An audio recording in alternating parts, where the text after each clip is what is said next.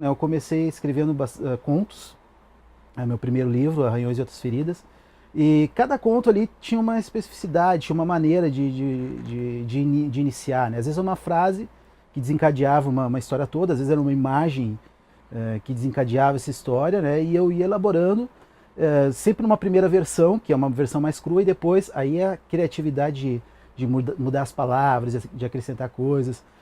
Arranhões, por exemplo, que é o conto que dá título a esse meu primeiro livro, ele surge de uma forma elaborada nesse primeiro livro, e depois eu retomo no meu terceiro livro, elaborando mais ainda, utilizando de mais palavras, mais recursos sonoros, inclusive, com a palavra arranhões, né? Então, nos contos varia, né? Uma palavra, uma imagem que vai surgindo. O romance ele surgiu a partir de um conto desse meu primeiro livro, em que um conto que se chamava Ônibus, em que o escritor ele era um dos personagens, estava num ônibus observando as pessoas, e eu coloquei ele que ele era autor de alguns livros. Entre esses livros era Arranhões e Outras Feridas, que era o livro que eu estava escrevendo, e me surgiu na mente aos óculos de Paula, não sei de onde, surgiu de um título que eu fui desenvolvendo a partir da ideia da Paula tirando óculos, das personagens tirando óculos, e aí para a história se desenvolver, para eu ter uma escrita criativa mesmo, eu tenho que ter um conflito, então eu coloquei outro personagem, que é o Fred, que vai surgir logo depois, e aí sempre o contraponto entre esses dois personagens eu fui elaborando a história. Mesmo sendo crônicas, ensaios, eu procuro sempre nesse tipo de trabalho que eu faço. Agora, por exemplo, eu estou muito mais escrevendo crítica literária, também fazer de uma forma criativa, né? Não apenas fazer uma leitura objetiva, mas uma leitura e uma escrita que trabalhe com as palavras, com os significados, com os sentidos, com os sons, né? No caso do romance, como surgiu a partir do título, eu não tinha nenhuma ideia de como terminaria, né? Há alguns escritores que pensam, não, eu tenho uma estrutura, vai terminar dessa forma, começa dessa forma, termina dessa forma, e eu vou daí preencher esse espaço. Outros, como é o meu caso, eu vou criando, eu vou elaborando a partir das coisas que vão me surgindo, né? E no caso dos Óculos de Paula, né, que é esse meu romance, justamente o final, que esse final só surgiu realmente no final da história. Quando eu precisei, tem que fechar, os conflitos se estabeleceram entre os personagens, houve ali um momento de maior tensão, que é o clímax da história, né? Então, né, dessa estrutura a vida da Paula está tudo tranquila. Então esse era o começo da história, né? Paula tirando os óculos, ela está lendo, ela está refletindo e tal. E aí acontece um conflito que ela se lembra de um namorado da época da universidade, o Fred, e ela tenta manter contato com ele, o encontra na internet a partir de escritos que ele faz em blogs, escreve para jornal também, né? Até atingiu, então começa o conflito a partir daí, né? E ela vai modificando a maneira de ela pensar a vida a partir das leituras que ela faz, lembrando das leituras que esse antigo namorado fazia com ela e indicava para ela. E esse contato com ele, enfim, vai modificando sua vida, ela é casada, com filho e tudo mais. E aí, pensando em chegar a algum clímax. Enfim, quando eu cheguei no clímax, mas faltava o final, faltava o desfecho. Eu quero surpreender o leitor. Eu quero que o leitor chegue ao final e que tudo aquilo que ele elaborou, que o leitor pensou naquela leitura, vai se quebrar nesse final. Isso eu acho que eu consegui, as pessoas que leram realmente se impressionaram, né? Então, no caso do romance, é pensar essa estrutura. Inicia de uma forma, tudo tranquilo, acontece alguma coisa que quebra essa tranquilidade, né? E aí vão se desenvolver os conflitos, chega-se o clímax, depois o final, que para mim tem que ser surpreendente, né? No caso do romance. E mesmo nessa estrutura fechada que é o conto, né? Que não tem um tempo para desenvolver todos os conflitos, né? Eu também às vezes não sei como terminar. Também vai no processo de escrita, né? Que eu posso ter uma ideia de como vai acabar o conto. É no processo da escrita, né? É sempre, já quase um lugar comum na literatura, mas não custa lembrar, né? O Julio Cortázar, escritor espanhol, de língua espanhola, né, argentino, ele dizia que o romance nos ganha por pontos, né? Comparando ao boxe, né? O romance ganha o leitor nos pontos, né? Até o último round, enquanto o conto tem que ganhar no nocaute, tem que ganhar no primeiro round, no segundo round. E tem que ser impactante, né? Então a estrutura a gente pode, eu acho que essa ideia do Cortázar, ela ilumina bem isso, do que seria uma estrutura de um romance que vai se estender e um conto que tem que ser uma coisa mais curta e impactante. Né? Então essa questão do personagem plano e redondo, né? O Foster fala sobre isso, né? E que uma história, os personagens para ser bem construídos tem que ser aqueles personagens que não vão ser planos, né? Ou seja, que vão se modificar, que não vão ter uma mesma característica. Mas algumas histórias precisam de personagens planos, algumas histórias, até porque o personagem plano, claro, não jamais, dificilmente vai ser o protagonista, né? Mas os personagens planos, dependendo da história, vai dar o sustento, vai dar o apoio para aquele personagem que se modifica mais, né? Que vai ondular. Até a expressão redondo, eu já tentei usar isso em sala de aula, os alunos difíceis de entender, né? Eles acabam entendendo, na verdade, eu uso a expressão os personagens ondulados, né? Que como se fossem ondas, né? Para baixo, para cima, para baixo, para cima, que vão se modificando. Toda a história, todo texto literário, ele é um iceberg, né? Na pontinha ali, que está para fora do oceano, a superfície, é uma história. Mas a história mesmo está por debaixo, está escondida lá, que é a parte maior do iceberg. Né? Então então mesmo se não aparece ali naquela pontinha, a gente sabe que tem uma história maior por trás. Né? Eu como escritor gostaria de escrever algo que eu como leitor gostaria de ler. Então se eu gosto de determinados tipos de histórias com determinados temas, eu vou acabar escrevendo aquele tipo de história com aqueles temas. E que pode não atender a demanda de outros leitores. Eu, por exemplo, gosto muito da metaliteratura, da metaficção, que é a ficção se voltando sobre ela própria. Né?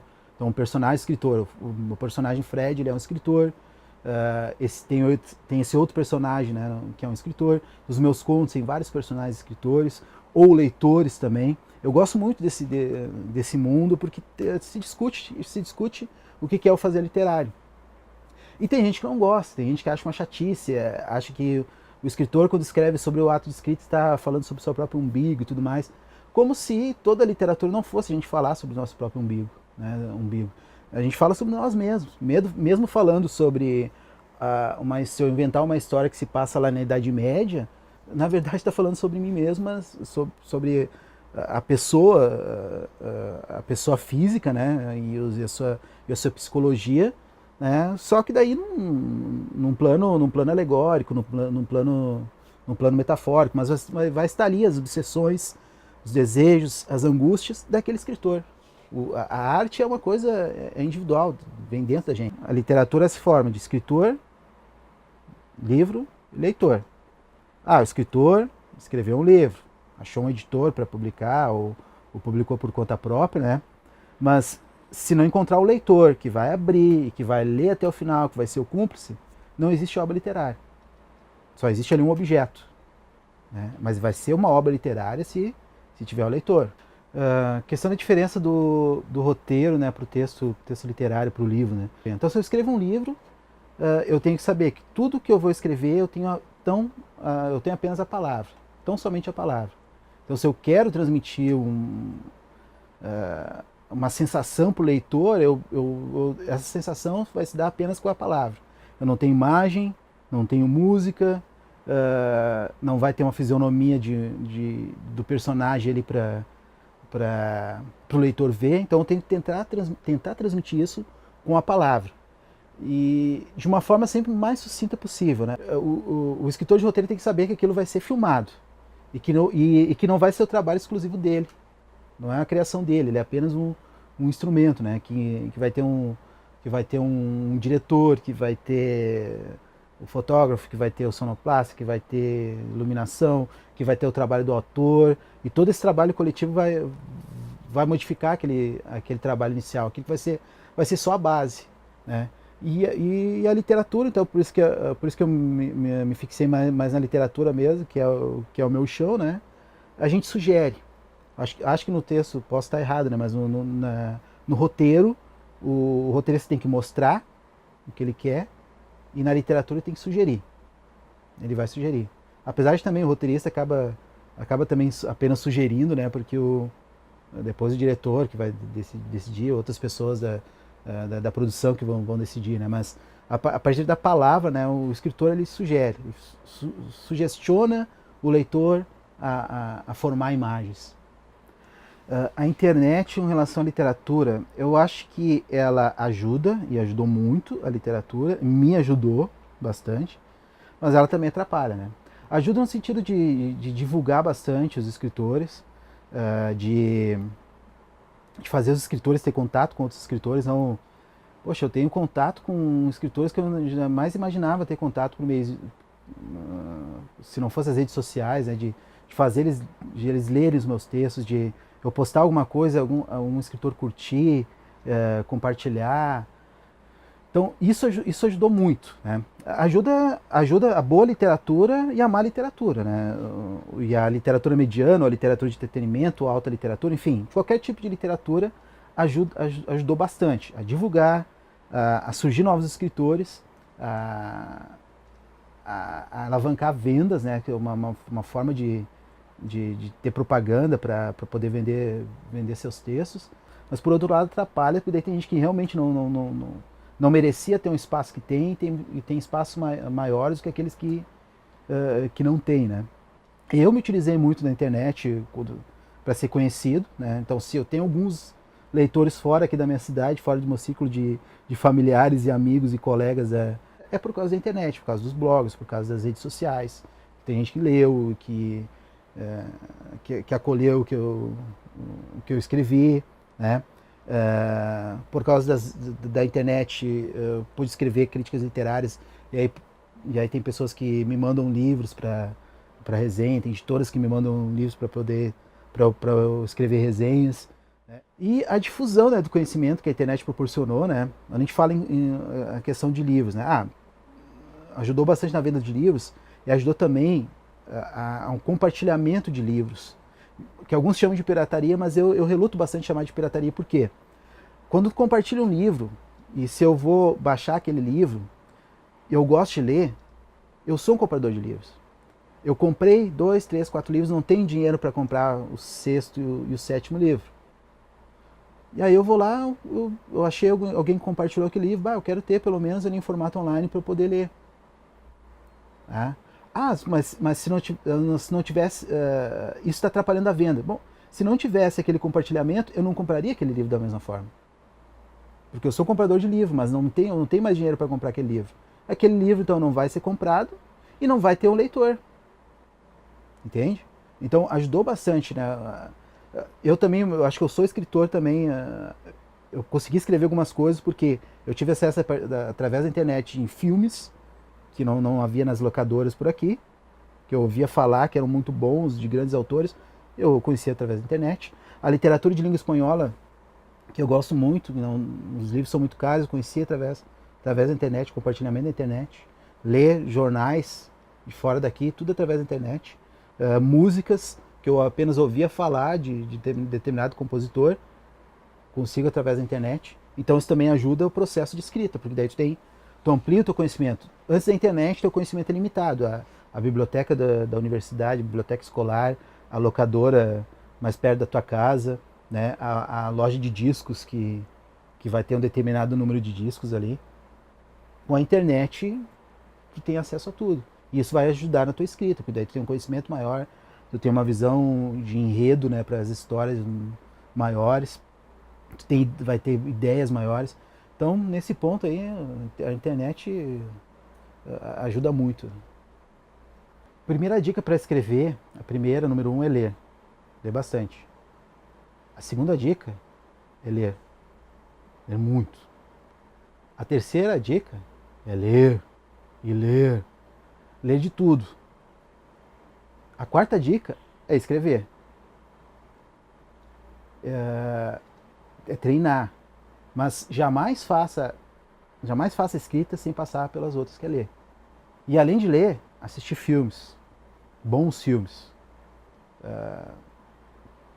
Se possível, procurar, mesmo que seja na internet, ver quadros, né, de pinturas, ver exposições, assistir uma peça de teatro, mesmo que seja pela internet, se não tem na tua cidade, se não tem muitas peças, é ter um conhecimento de mundo maior. Assistir televisão, programas bons, programas ruins, porque tu vai escrever sobre pessoas. E as pessoas fazem o quê? Assistem televisão, escutam música, músicas boas, músicas ruins, e a gente escreve sobre pessoas. E a gente vai escrever sobre pessoas que vão ter gostos diferentes do escritor. Então, assim, é ler, escrever, praticar bastante e ter uma cultura ampla. Ler de tudo, assistir de tudo, ouvir de tudo, que isso pode ser útil para a tua produção literária.